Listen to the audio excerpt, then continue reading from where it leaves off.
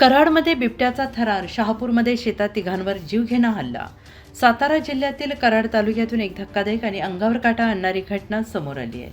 शहापूर परिसरात भरदिवसा बिबट्याने थेट शेतात घुसून तिघांवर जीवघेणा हल्ला केल्याने संपूर्ण परिसरात भीतीचं सावट पसरलं आहे. कराड तालुक्यातील शहापूर गाव. दुपारची वेळ, शेतात काम सुरू असताना अचानक दबा धरून बसलेल्या बिबट्याने हल्ला चढवला. निखिल वागडे, सौरभ कदम आणि आणखीन एका शेतकऱ्यावर बिबट्याने डोक्यावर, मानेवर, हातावर आणि पायावर जबरदस्त हल्ला केला.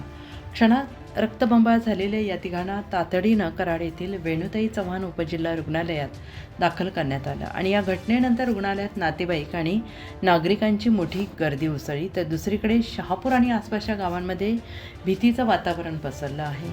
स्थानिक शेतकऱ्यांनी वारंवार वनविभागाला बिबट्याच्या हालचालींबाबत इशारे दिले, मात्र त्याकडे दुर्लक्ष झाल्याचा आरोप केला जातो आहे. असा संतप्त शेतकऱ्यांनी ठाम भूमिका घेतलेली असून या बिबट्याला तात्काळ सापळा रचून जेरबंद करा अशी जोरदार मागणी केली जाते आहे. कराड तालुक्यात वाढत्या बिबट्यांच्या हालचालींमुळे नागरिकांचा जीव धोक्यात आला आहे. आता वनविभाग तातडीनं कारवाई करणार की आणखीन एखाद्या मोठ्या दुर्घटनेची वाट पाहणार असा सवाल उपस्थित केला जातो आहे.